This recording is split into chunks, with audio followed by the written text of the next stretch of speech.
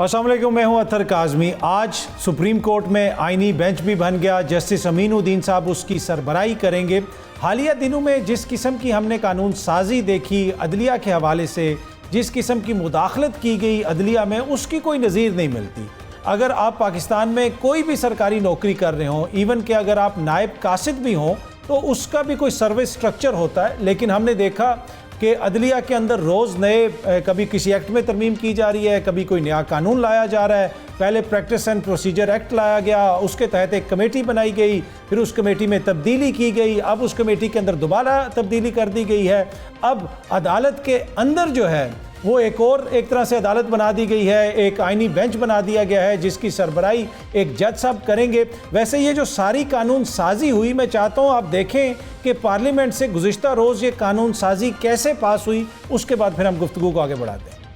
Further to amend the Supreme Court Number of Judges Act 1997, the Supreme Court Number of Judges Amendment Bill 2024 the bill is passed. Moved that the bill further to amend the Pakistan Army Act 1952, the Pakistan Army Amendment Bill 2024 the bill is passed. The Islamabad High Court Act 2010, the Islamabad High Court Amendment Bill 2024 the bill is passed. Pakistan Air Force Act 1953, the Pakistan Air Force Amendment Bill 2024 the bill is passed. جی آپ نے سنا، بل از پاس، بل از پاس۔ بس اتنا ہی سمجھ آئی کہ پاس ہو گیا، بل پاس ہو گیا۔ اتنی تیزی سے یہ بل پاس کیے گی، اور بل کس قسم کے بل تھے؟ آپ اگر دیکھیں تو سپریم کورٹ کے ججز کی تعداد دگنی کر دی گئی، اسلام آباد ہائی کورٹ کے ججز کی تعداد میں اضافہ کیا گیا۔ یہ اعلیٰ عدلیہ کے اندر اس طرح مداخلت کی گئی۔ میں نے آپ سے جس طرح پہلے بھی عرض کی کہ اگر آپ نائب قاصد کو بھی 4 دفعہ اس کے سروس رولز کے علاوہ کچھ کہیں گے تو وہ کہے گا یار میری جاب کا ایک سٹرکچر ہے، کسی قانون کے تحت میں کام کرتا ہوں، ایسے نہیں ہو سکتا کہ آپ روز اس میں تبدیلی کر دیں۔ پر انفارچونیٹلی ایک انپریسیڈنٹڈ ہم نے اٹیک دیکھا عدلیہ کی آزادی کے اوپر، جس قسم کی چینجز کی گئیں، اور اب اس کی جو حتمی شکل ہمیں سامنے نظر آ رہی ہے کہ ایک آئینی بینچ بھی بن گیا ہے، جو بنیادی طور پہ اب سپریم کورٹ کے اندر کمیٹیز بھی 2 بن گئی ہیں۔ ایک پریکٹس اینڈ پروسیجر کمیٹی ہے جو نارمل کمیٹی ہے، اس کے علاوہ ایک آئینی بینچ والی کمیٹی بھی بن گئی ہے۔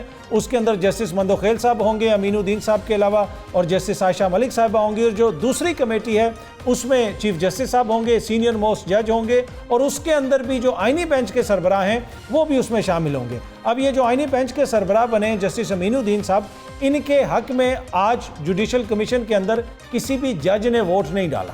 جتنے بھی ججز وہاں پہ بیٹھے ہوئے تھے، چیف جسٹس صاحب، اس کے علاوہ منصور علی شاہ صاحب اور منیب اختر صاحب، انہوں نے ان کی مخالفت کی، ان کے حق میں ووٹ نہیں ڈالا۔ لیکن حکومت کے جتنے بھی لوگ تھے انہوں نے ان کے حق میں ووٹ ڈالا، یا پھر جو لوگ حکومت کے حمایتی تھے، اتحادی تھے، انہوں نے ان کے حق میں ووٹ ڈالا، اور اس طریقے سے یہ آئینی بینچ کے سربراہ بن گئے۔ اچھا، اب یہ جو ساری قانون سازی ہوئی ہے، 26ویں آئینی ترمیم آئی، اس کے اندر اگر آپ کلیدی کردار دیکھیں تو حکومت کا تو ہے ہی ہے، پاکستان پیپلز پارٹی کا اور نون لیگ کا، اس کے ساتھ ساتھ مولانا کی جماعت کا بڑا امپورٹنٹ کردار ہے۔ اگر 26ویں آئینی ترمیم نہ آتی یا اس کو پاس نہ کروا سکتے حکومت والے، تو اتنے بولڈ طریقے سے اس قسم کی قانون سازی نہیں ہو سکنی تھی، عدلیہ کے اندر اس قسم کی تبدیلیاں نہیں ہو سکتی تھی۔ اگر آپ نوٹ کریں اس کو کہ چند دنوں کے اندر انہوں نے پاکستان کی سپریم کورٹ کو بدل کے رکھ دیا، ایک طرح سے سپریم کورٹ کا حلیہ ہی بدل دیا۔ اب یہ وہ سپریم کورٹ نہیں رہی جو پہلے کسی زمانے میں سپریم کورٹ ہوتی تھی۔ اب یہ سپریم کورٹ حکومت کی منشا سے چلتی ہے، جب ان کی خواہش ہوتی ہے ایکٹ میں ترمیم کر دیتے ہیں یا کوئی قانون لے کے آ جاتے ہیں۔ پر اینی وے، جس طرح میں عرض کر رہا تھا کہ جتنی جلدی انہوں نے یہ ساری چیزیں کیں، جو کچھ بھی انہوں نے کیا، اس کی بنیادی وجہ 26ویں آئینی ترمیم ہے جو وہ کرنے میں کامیاب ہوئے، اور اس میں کلیدی کردار حکومت کے علاوہ مولانا صاحب کی جماعت کا تھا۔ اور گزشتہ رات بھی جب انہوں نے ساری قانون سازی کی، اس کے بعد ہم نے دیکھا کہ جو پاکستان تحریک انصاف کی قیادت ہے وہ اس قسم کی باتیں کر رہی تھی کہ ہم مولانا سے مشاورت کریں گے، مولانا سے مل کے اگلا لائے عمل بنائیں گے۔ کیا ابھی تک آپ کو سمجھ نہیں آیا کہ مولانا نے کیا کیا ہے؟ مولانا کی مرضی سے ہی تو یہ سب کچھ ہو رہا ہے۔ دوسرا، آج جو جیل میں عمران خان صاحب نے گفتگو کی، عمران خان کا موقف اور ان کی اپنی جو لیڈرشپ ہے، اس موقف میں زمین آسمان کا فرق ہمیں نظر آیا۔ عمران خان صاحب نے قانون سازی کے اوپر تنقید بھی کی، ایکسٹینشن والے مسئلے کو بھی اٹھایا، ججز کی تعداد کے اوپر بھی بات کی، اور انہوں نے کہا کہ اس قانون سازی کو ہم مسترد کرتے ہیں۔ لیکن جو ان کی لیڈرشپ باہر ہے، چاہے وہ اسد کیسر صاحب ہو جائیں، دیگر لیڈران ہو جائیں، انہوں نے اتنا کوئی سخت موقف نہیں لیا۔ اور یہ خبر میں آپ کے ساتھ شیئر کرتا ہوں. گزشتہ روز میری ایک امپورٹنٹ حکومتی شخصیت سے بات ہو رہی تھی تو میں نے ان سے پوچھا کہ آپ نے جہاں پہ پیپلز پارٹی کو ساتھ لے کے چل رہے ہیں, آپ دیگر جماعتوں کو ساتھ لے کے چل رہے ہیں, تو تحریک انصاف والوں سے بھی بات کر لیں قانون سازی کے حوالے سے, اتنی جلدی کیا ہے؟ تو انہوں نے کہا کہ جو پاکستان تحریک انصاف کی سینئر قیادت ہے, جو اس وقت باہر ہے, جو اس وقت اسمبلی کے اندر ہے, وہ ہمارے ساتھ متفق ہیں, وہ ہمارے ساتھ آن بورڈ ہیں. میں نے کہا یہ کیسے ہو سکتا ہے؟ انہوں نے کہا آپ دیکھیں گے یہ اس قانون کو چیلنج نہیں کریں گے, جو قانون ہم لے کے آ رہے ہیں نہ کھل کے اس کی مخالفت کریں گے. تو آج لگ رہا تو ویسے ہی ہے کہ عمران خان صاحب تو مخالفت کر رہے ہیں لیکن ان کی جو دیگر لیڈرشپ ہے وہ اس کی مخالفت نہیں کر رہی. اب معاملات آگے کدھر جا رہے ہیں اس پہ بھی گفتگو کریں گے, اور اس کے ساتھ ساتھ کیا کوئی اب نئی ترمیم بھی آ سکتی ہے, کیا پاکستان تحریک انصاف اس کے خلاف کوئی احتجاج کرے گی, اس قانون کو چیلنج کرے گی, کیا حکومت نے وہ مشن اکمپلش کر لیا ہے جس کی وجہ سے اب وہ 5 سال مکمل کر سکیں گے. ان سارے معاملات پہ گفتگو کرنے کے لیے اسٹوڈیو میں ہمیں جوائن کر رہے ہیں وزیر اعظم کے کوارڈینیٹر رانا احسان افضل صاحب. رانا صاحب آپ کا بہت بہت شکریہ. اور رہنما JUIF حافظ حمداللہ صاحب بھی ہمیں جوائن کر رہے ہیں. حافظ صاحب سر آپ کا بھی بہت بہت شکریہ. اور پاکستان تحریک انصاف کے سینیٹر ہمایوں محمد صاحب بھی کچھ دیر میں ہمیں جوائن کر لیں گے. میں ذرا رانا صاحب آپ سے شروع کرنا چاہتا ہوں. جتنی تیزی سے قانون سازی ہوئی اور اب ایک آئینی بینچ بھی بن گیا, مطلب کہ اس طرح تو ایک نائب قاصد کا بھی جو سروس سٹرکچر ہوتا ہے وہ اتنی تیزی سے چینج نہیں کیا جاتا.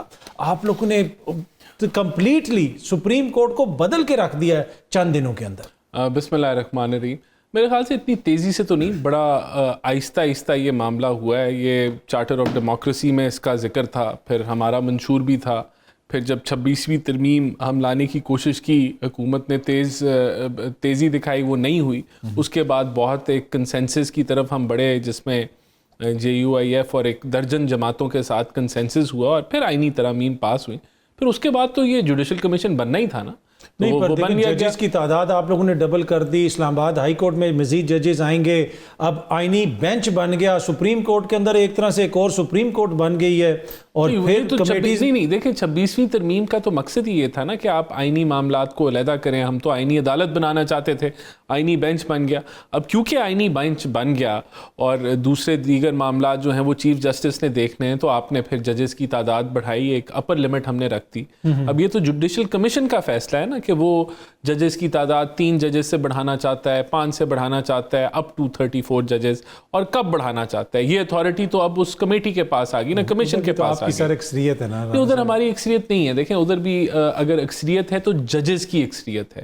5 تو ججز ہو گئے آپ کے وہاں, اور اس کے بعد آپ کے 2 اپوزیشن کے ممبرز ہو گئے, تو 7 کی جو یہ لوگ تو اب کسی پارٹی کے اندر نہیں ہے نا. پتہ ہے رانا صاحب آج جو جوڈیشل کمیشن نے سربراہ بنایا آئینی بینچ کے امین الدین صاحب, جسٹس امین الدین صاحب, وہاں پہ جو دیگر 3 جج صاحبان اس کمیشن میں بیٹھے ہیں کسی نے بھی ان کے حق میں ووٹ نہیں دیا. نہیں, کیا ہڈن بیلٹ نہیں تھا؟ نہیں اوپن ووٹنگ تھی. اوپن ووٹنگ تھی. تو دیکھیں یہ تو پھر اب وہاں ان کا پروگیٹو ہے نا کہ کون کس کو جو ہے. اور آپ کے وزیر قانون نے, آپ کے اٹارنی جنرل نے, آپ کے اتحادیوں نے, ان لوگوں نے ان کے حق میں. دیکھیں یہ تو اب وہاں جو جوڈیشل کمیشن کا جو فارمیشن ہے آئین کے مطابق وہ اسی طرح چلنا ہے, اور اس کے اندر جو بھی فیصلہ ہوگا میرے خیال سے ہمیں تو اسے متنازع نہیں بنانا چاہیے. اور ابھی آئینی بینچ بنا ہے اس کو بھی ہمیں متنازع نہیں بنانا چاہیے, اس کو اپریشیٹ کرنا چاہیے اور امید کرنی چاہیے کہ وہ نیوٹرل طریقے سے جو ہے وہ آگے معاملات کو دیکھیں گے اور چلائیں گے. آپ لوگ نیوٹرل طریقے سے معاملات کو چلا رہے ہیں. دیکھیں یہ تو جوڈیشری کا تو کام ہے کہ انہوں نے پلڑا کسی طرح بھاری نہیں کرنا, اور انشاءاللہ یہی امید رکھنی چاہیے کہ نیا نظام ہے اور وہ ڈیلیور کرے اور لوگوں کے مسائل جو ہیں وہ حل ہوں. اچھا حافظ صاحب, ایک تو جو آپ کی جماعت پہ تنقید ہو رہی ہے, میں اس پہ بھی آتا ہوں, آئینی بینچ کے اوپر بھی, کہ اگر 26ویں ترمیم میں آپ لوگ ان کا ساتھ نہ دیتے تو گزشتہ رات کو جس قسم کی قانون سازی ہوئی جس پہ آپ کی جماعت بھی تحفظات کا اظہار کر رہی ہے, تو آپ نے بنیادی طور پہ 26ویں آئینی ترمیم کروا کے ان لوگوں کو یہ راستہ دکھایا. بسم اللہ الرحمن الرحیم. میرے خیال میں جو کچھ کل انہوں نے اسمبلی میں کیا اس کی بنیادی وجہ نہ جمعیت علماء اسلام ہے, نہ مولانا فضل الرحمان صاحب ہے, نہ اس میں 26ویں آئینی ترمیم کا کوئی عمل دخل ہے, بلکہ 26ویں ترمیم میں جن چیزوں کو ہم پارلیمنٹ کے لیے, آئین کے لیے, جمہوریت کے لیے, پارلیمنٹ کی سپریمیسی کے لیے, قوم کے لیے, ملک کے لیے منفی چیزیں سمجھتی تھیں JUI یا JUI کی قیادت, وہ تو ہم نے سارے نکال دیے. یہ حکومت نے بھی تسلیم کیا, پی ٹی آئی نے بھی تسلیم کیا, حکومتی پارٹی میں شامل حکومت میں شامل پیپلز پارٹی اور سب نے اس کا اعتراف کیا. اور تمام جتنے بھی ہمارے لکھاری ہے, دانشور ہے, تجزیہ نگار ہے, سب نے کہا کہ مولانا فضل الرحمن صاحب کی کاوش, ان کی محنت اور جدوجہد سے وہ جو کچھ ابتدائی مسودے میں حکومت کرنا چاہتے تھے اس کا راستہ مولانا صاحب نے روک لیا. لیکن اس کے بعد جو کچھ کل انہوں نے کیا, جیسے پریکٹس اینڈ پروسیجر بل میں انہوں نے ترمیم کی, انسدادی دہشتگردی ایکٹ میں ترمیم, اسی طرح دیگر چیزیں, آرمی ایکٹ میں بھی تبدیلی کی ہے, ابھی آئی ہے. میں آپ کا جواب اس طرح دیتا ہوں. ججز کی تعداد میں اضافے کی بات آئی, جب پہلی دفعہ کمیٹی بیٹھ گئی تو پی ٹی آئی کے حامد خان نے اور جمعیت علماء اسلام کے کامران صاحب نے, دونوں نے مخالفت کی کہ تعداد میں آپ اضافہ کرتے ہیں, یہ اس کی پیچھے جو نیت ہے وہ نیت صحیح نہیں ہے, درست نہیں ہے. اگر آپ واقعی چاہتے ہیں کہ ججز پر برڈن ہے کیسز کا, تو کیسز کی بوجھ تو سپریم کورٹ سے زیادہ لوور کورٹ سے لے کر ہائی کورٹ تک تقریباً 27 سے 30 لاکھ کیسز ہیں, تو وہاں سے شروع کر لے. اس سے معلوم یہ ہوتا ہے کہ آپ کی نیت ٹھیک نہیں ہے. دوسری بات یہ کی گئی, حامد خان نے کی, کہ آپ کم سے کم چیف سے تو مشورہ کر لیں, چیف جسٹس سے. اس کے لیے بھی وہ تیار نہیں تھے. ان کے ایک سینیٹر نے کہا کہ پارلیمنٹ سپریم ہے, ہم پابند نہیں ہے کسی سے مشورہ کرنے کے لیے. تو پھر 26ویں آئینی ترمیم کے لیے پھر آپ نے کیوں جے یو اے سے مشورہ کیا؟ پابند نہیں ہے. ادھر تو کنسنسس آپ کے مفاد میں تھا, یہاں جب آپ آ گئے ججز کی اضافے میں, ہم کسی کے پابند نہیں ہے. تو اسی چیف جسٹس سے آپ مشورہ کر لیں جو چیف جسٹس آپ کو پسند تھا. آپ کو تو یحییٰ افریدی پسند تھا. جے یو اے کہتی تھی کہ بھائی میرا جج تیرا جج معیار نہیں ہے, معیار ہے عدلیہ کی اصلاح. وہ منصور علی شاہ چیف بنتا ہے یا یحییٰ افریدی چیف بنتا ہے. تو اس لیے اضافے میں بھی ہم نے یہی کچھ کہا کہ آپ اضافہ کرنا چاہتے ہیں تو وہاں سے شروع کر لیں. ٹھیک ہے. اور 1 ارب 45 کروڑ کی ہندوستان ہے, وہاں 33 یا 34 کی تعداد ہے. آپ نے یہاں 17 سے 34 کرتے ہیں, لیکن کمیٹی کے اندر 25 کی بات ہو رہی تھی, لیکن نکل گئی 34. تو لہٰذا جمعیت علماء اسلام نے جہاں جہاں مخالفت مناسب کی, جمعیت علماء اسلام نے وہاں مخالفت کی. سر آپ کو نہیں لگتا کہ جب آپ 3 ناموں کے اوپر آپ نے ایگری کیا, تو اگر انہوں نے منصور علی شاہ صاحب کو بنانا ہوتا تو یہ 3 ناموں ہم نے ایگری نہیں کیا, ہم نے مخالفت کی. کامران صاحب نے بھی مخالفت کی, حامد خان نے بھی مخالفت کی, اور پی ٹی آئی والے آئے نہیں تھے. تو اکثریت پھر کس کی ہے؟ پیپلز پارٹی والے اور پی ایم ایل این اکٹھے ہو گئے, اکثریت ان کی ہو گئی. 2 جو ہے, ایک حامد خان اور ایک حامد خان نہیں تھا اس میں, کامران. جی. یعنی 3 ججز کی جو آپ بات کرتے ہیں, جس میں منصور علی شاہ یا افریدی, تیسرا کون تھا؟ منیب اختر صاحب. اس میں صرف کامران صاحب نے مخالفت کی تھی, جو ایک کی طرف سے نمائندگی کرتا تھا. ٹھیک ہے. باقی سارے تو ایک پیج پر تھے. پر سر یہ تو دیکھیں نا, آٹومیٹکلی منصور علی شاہ صاحب نے بن جانا تھا اگر ترمیم کے اندر یہ جو پینل والی بات پہ آپ ایگری نہ کرتے. اس میں جہاں تک میری معلومات ہے, جی, ہمارے ساتھ یہ وعدہ کیا گیا تھا کہ ہم اس بار سینیرٹی پہ عمل کریں گے. یعنی جو پرانا طریقہ کار ہے, جو سب سے سینئر ہے وہ چیف جسٹس بنیں گے, یہ وعدہ کیا گیا تھا زبانی طور پر. لیکن اگر واقعی اسی طرح ہے, میں نے مولانا سے نہیں پوچھا ہے, جو اپنے دوستوں سے میں نے سنا ہے, وہ کہتے ہیں کہ ہمارے ساتھ یہ وعدہ کیا گیا تھا کہ اس بار ہم سینیرٹی کی بنیاد پر فیصلہ کریں گے چیف کا. لیکن جب اندر گئے تو وہ مکر گئے اس بات سے. یعنی اس کو آپ دھوکہ کہیں گے, جو کچھ بھی کہیں گے, انحراف کیا انہوں نے وعدے سے. تو سر یہ جو گزشتہ رات جو قانون سازی ہوئی ہے, آپ اس کو قبول کرتے ہیں؟ آپ سمجھتے ہیں کہ پارلیمنٹ کی بل ہے؟ میں یہ کہتا ہوں کہ پارلیمنٹ نے گزشتہ رات جو قانون سازی کی, یہ خوف کی چھتری میں کیوں, دباؤ کی چھتری میں کی, اپنی مرضی سے نہیں کی. جیسے کہ مولانا صاحب نے پریس کانفرنس میں کہا, میں مثال دیتا ہوں, انہوں نے انسدادی دہشت گردی کے حوالے سے جو ایکٹ کی بات کی, 97 کے ایکٹ میں آپ ترمیم لانا چاہتے ہیں, یہ تو آپ وہی کچھ کرنا چاہتے ہیں جو آپ 26ویں آئینی ترمیم میں کرنا چاہتے تھے. تو آپ نے وہاں تو ہم نے آپ کا راستہ روک لیا, لیکن آج آپ ایکٹ کے ذریعے وہی کچھ کرنا چاہتے ہیں. ٹھیک. تو لہٰذا جمعیت علماء اسلام تو اسی پر ناراض تھے. کیا یہ کہاں کا قانون, یہ تو انسانی حقوق کی بھی خلاف ورزی ہے, ہیومن رائٹس کی, یہ تو آئین کی روح کی منافی ہے.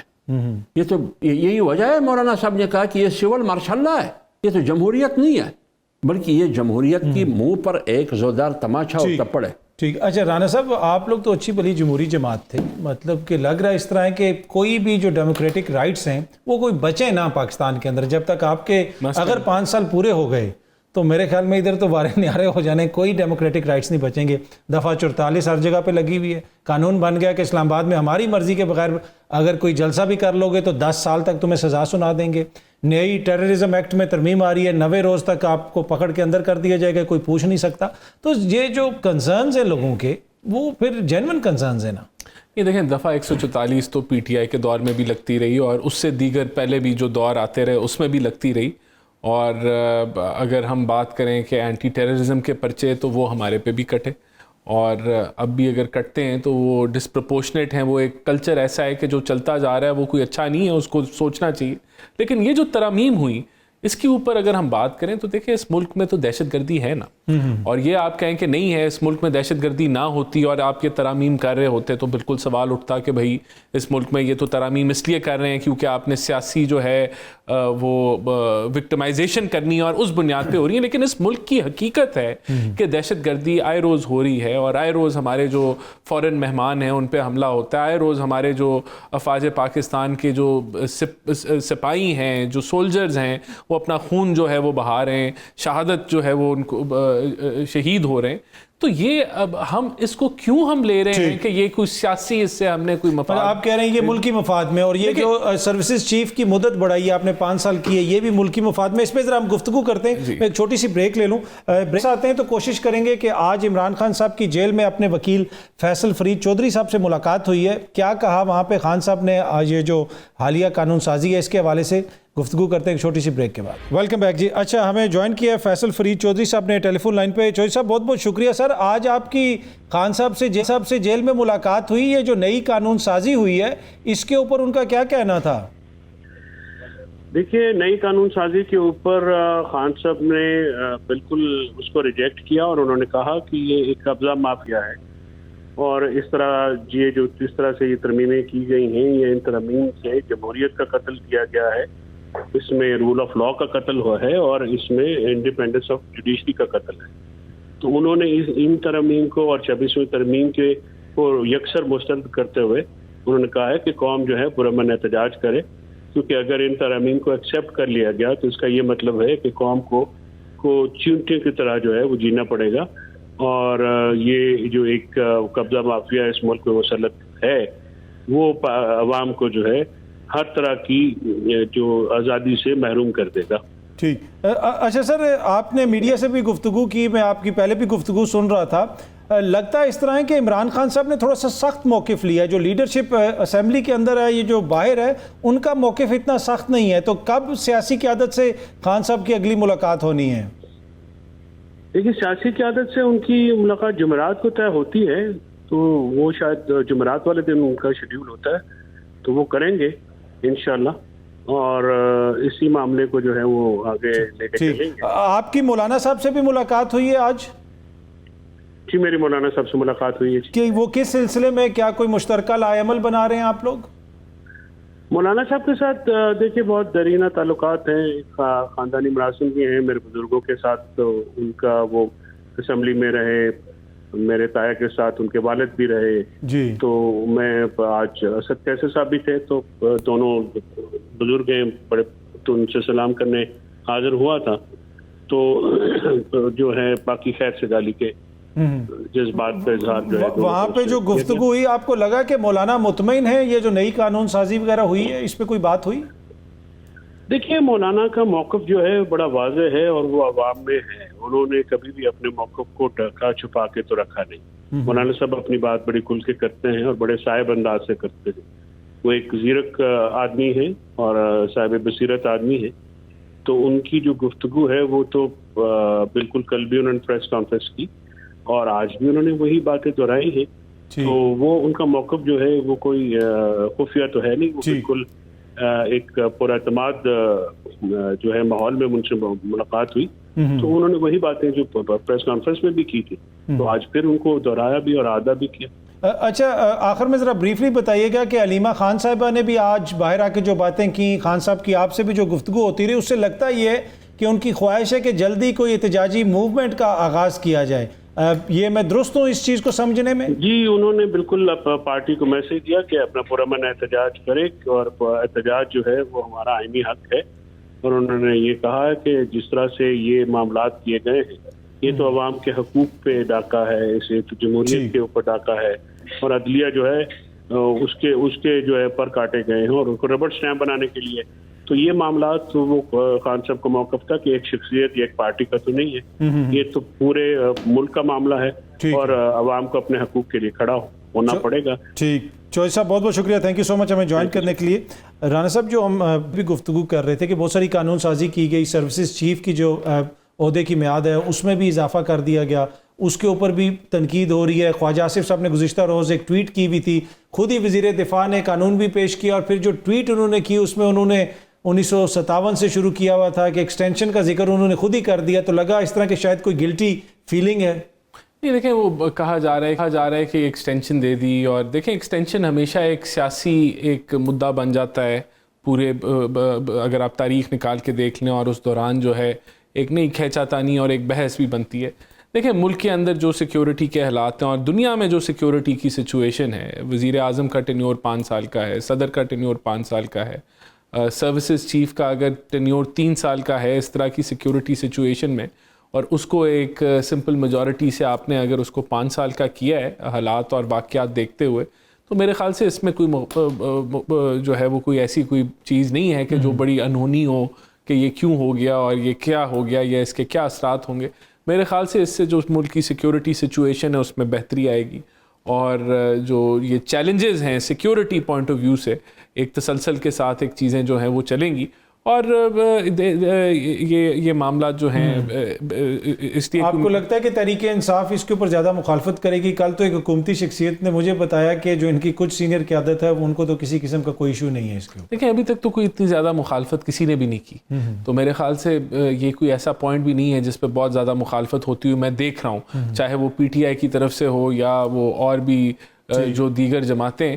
بہرحال دیکھیں ہمارا مقصد تھا ملک کی سیکیورٹی کو اسٹرینتھن کرنا ان حالات میں، دنیا میں جو حالات ہیں اور پاکستان کے لیے جو سیکیورٹی کے چیلنجز. ٹھیک ہے. اچھا علامہ صاحب، اس میں حافظ صاحب جو ابھی آپ نے سنی فرید چودھری صاحب کی بھی گفتگو سنی، مولانا صاحب سے دوبارہ ملاقاتیں ہو رہی ہیں اور ہر کسی کی خواہش ہے کہ مولانا صاحب ہمارے کیمپ میں آ جائیں، ہمارے ساتھ مل کے کام کریں. اس وقت آپ کو کیا لگتا ہے آپ کی جماعت کہاں کھڑی ہے، کس طرف جائے گی؟ اس لیے کہ اب عوام بھی تھوڑی کنفیوز ہو گئی ہے.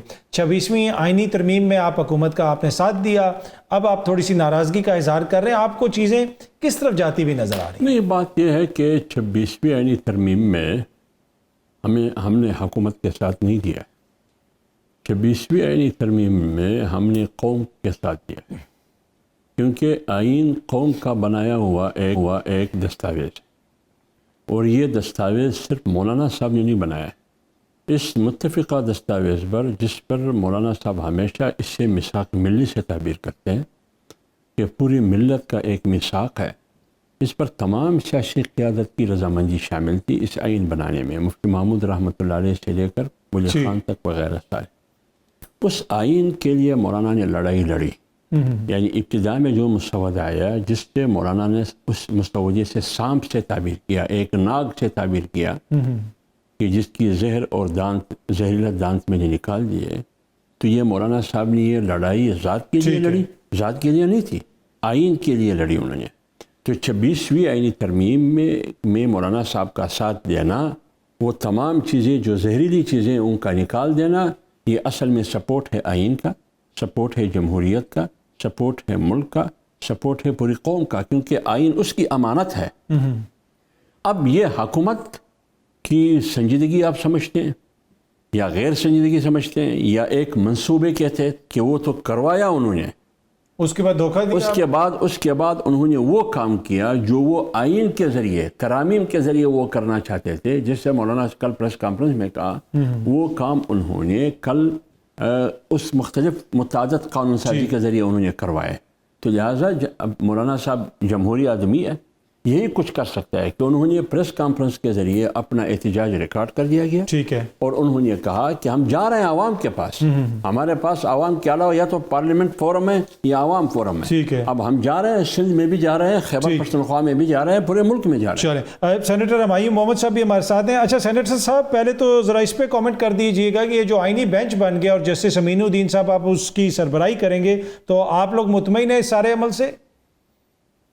بسم اللہ الرحمن الرحیم، ایاک نعبد و ایاک نستعین۔ دیکھیں بیسیکلی ہوا یہ ہے کہ 26ویں ترامیم میں دو بیسک فنڈامنٹل فالٹس جو تھیں، ایک یہ تھی کہ وہ آئین کی بات شکوں کے خلاف تھا، جس میں آرٹیکل 8(2) آتا ہے جو کہ بیسک فنڈامنٹل رائٹس ہے، اس کے خلاف ہوتا ہے۔ ایز اے پارلیمان ہمارا حق ہے کہ ہم آئین بنائیں یا ہم کوئی چیز بھی بنائیں، کوئی لا بنائیں یا آئین میں ترمیم لے کر آئے، لیکن اس کی بھی لمیٹیشن ہے۔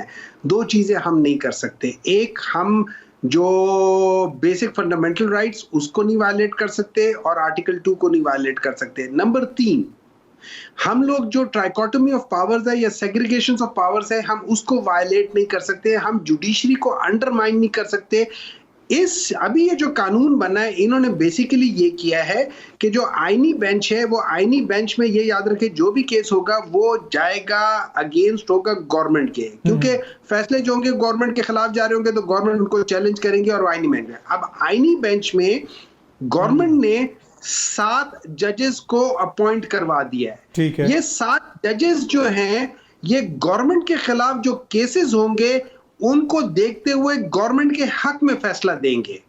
تو یہ بیسیکلی اس آئینی بینچ جو بنا ہے اس کا ٹوٹل مقصد یہ ہے کہ جو بھی گورنمنٹ ڈیسیژن لیتی ہے غیر آئینی، یہ کورٹ اس کی انٹرپریٹیشن آئینی کر کے ان کے حوالے کر دے گی۔ تو آپ لوگ کیا کریں گے؟ آپ اس کو چیلنج کریں گے؟ کل بھی جو قانون سازی ہوئی، آج خان صاحب نے جو جیل میں گفتگو کی، ان کا تو موقف بڑا سخت تھا، لیکن جو باہر آپ کی لیڈرشپ ہے ان کا کوئی اتنا رد عمل ہمیں نظر نہیں آ رہا۔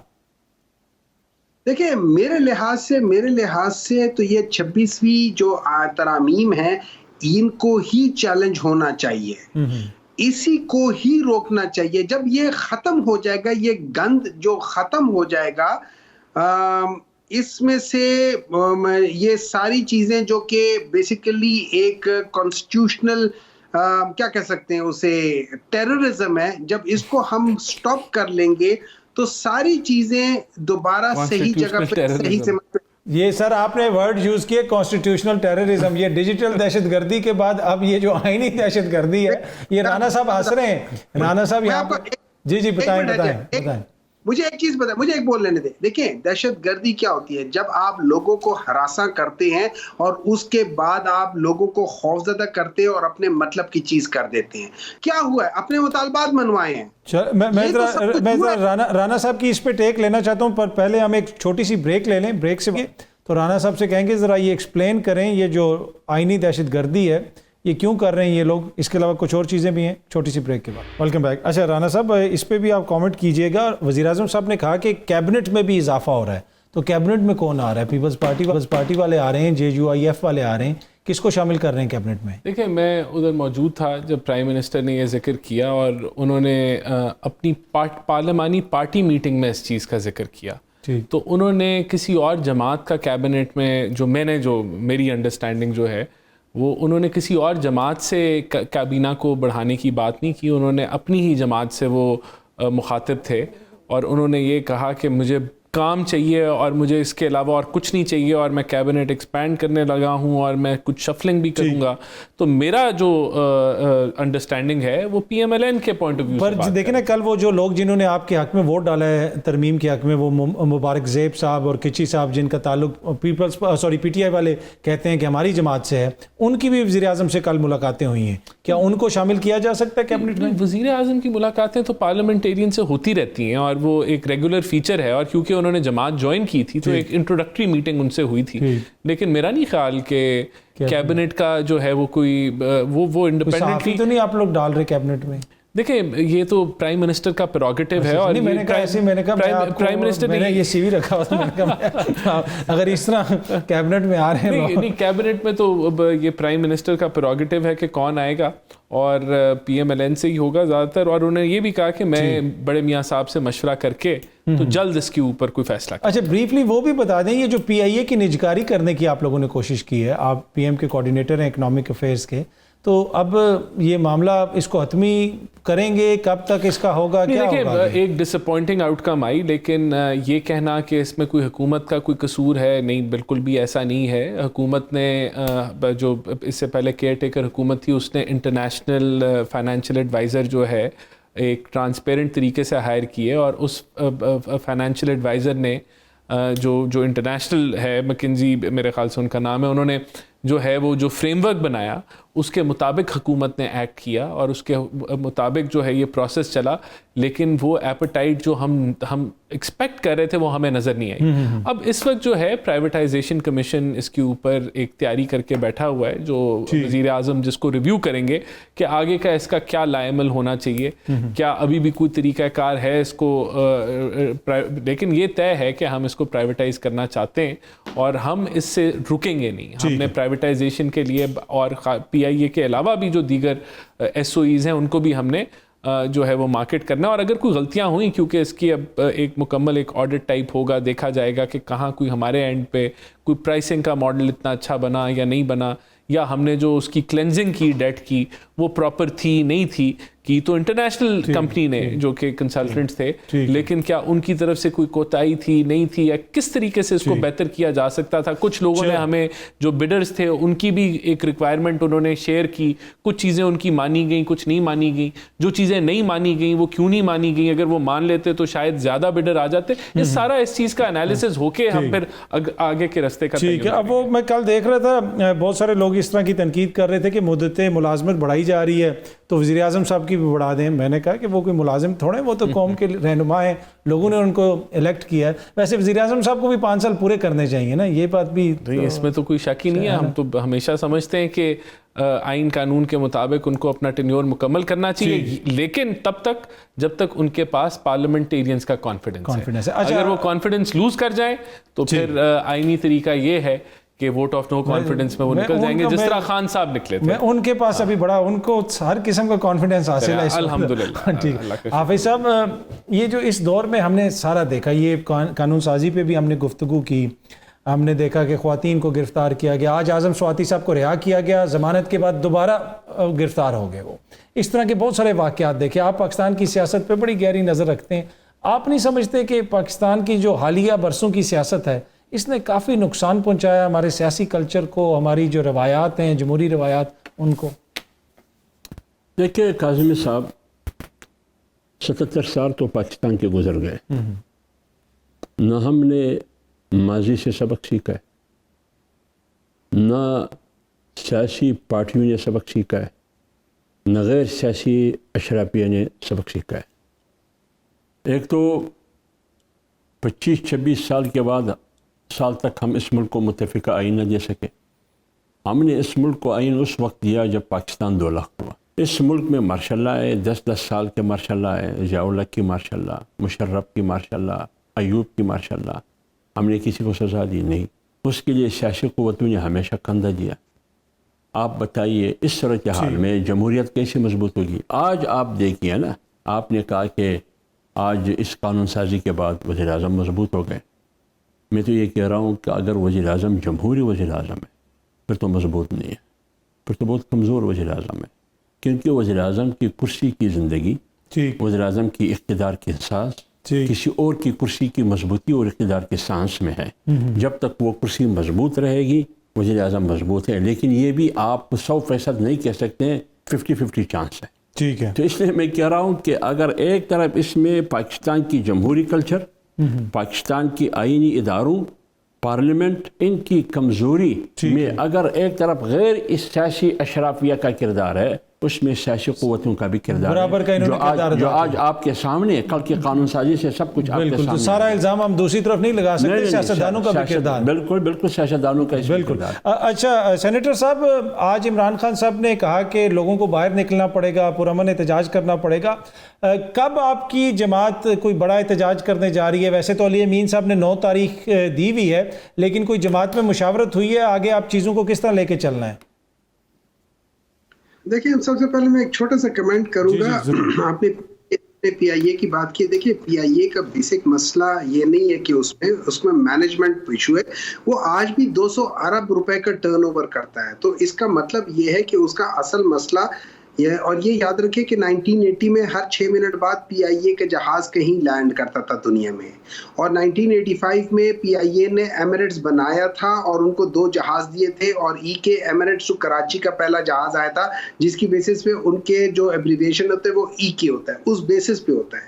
لیکن اس کے بعد ایک ایسا واقعہ ہوا جس کی وجہ سے پی آئی اے بیٹھنی شروع ہو گئی، اور وہ کیا تھا؟ وہ میاں صاحب آ گئے تھے 1985 میں، میاں صاحب چیف منسٹر بن گئے۔ اس کے بعد پھر ان لوگوں نے اور پیپلز پارٹی نے مل کے پی آئی اے کا ستیہ ناش کر دیا۔ آج بھی پی آئی اے کو اگر آپ مینج پراپر طریقے سے کر لو تو کر لو، لیکن پی آئی اے آج سے نقصان دے رہی ہے۔